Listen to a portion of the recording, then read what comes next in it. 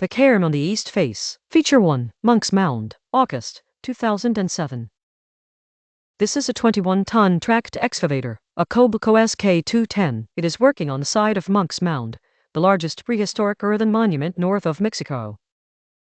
The date is the afternoon of August the 8th, 2007. The project was a slump repair. It had been planned for 2 years. Remedies had been rejected along the way, out of concern for the mound's archaeological integrity. And then, that same afternoon, the bucket reached something that was not slump.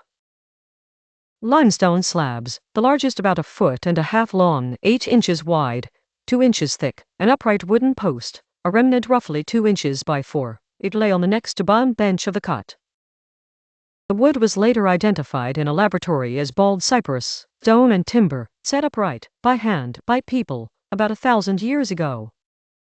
Timothy Pocketat was visiting the excavation, standing there when it came out of the ground. He had excavated at Cahokia before. He said it looked like a charnel house, a building for the dead.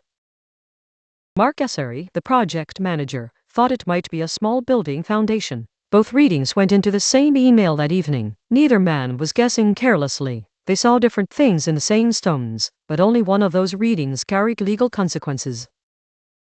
The email was sent at 5 that afternoon to the Deputy State Historic Preservation Officer.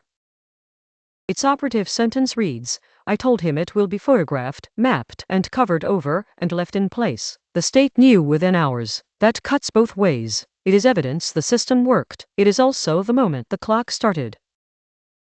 Illinois has a rule for this. It says that any activity which has disturbed, or may disturb, burial remains, a grave, or any grave marker, and the rule adds, in parentheses, including a mound, shall cease immediately upon discovery. The agency shall be contacted immediately, and no activity affecting the location may resume without authorization. Words carry the whole provision. May disturb. The rule is written to work before anyone knows what is there, because the only other way to find out is to destroy it.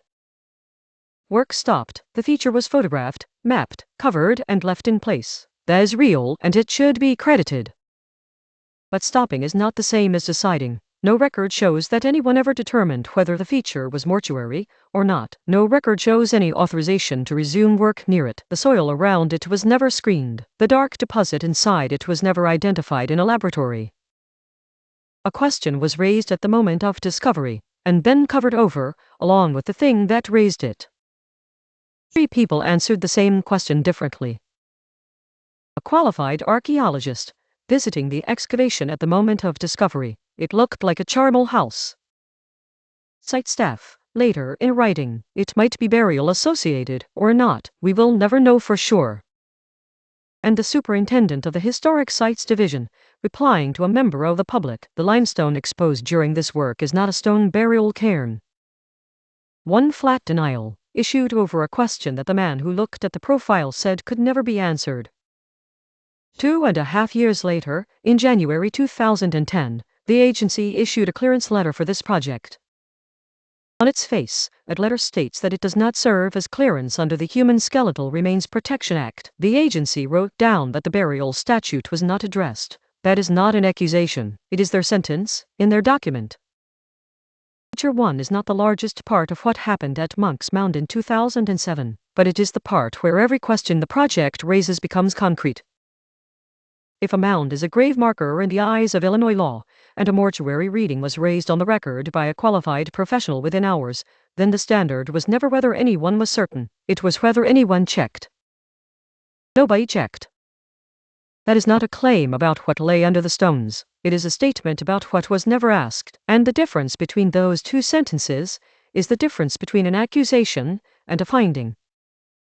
Sources are recorded in the Monk's Mound Master Thesis, Unified Edition 6.33. Segment 3 was revised at the request of Timothy Pocketat. Barrow's research,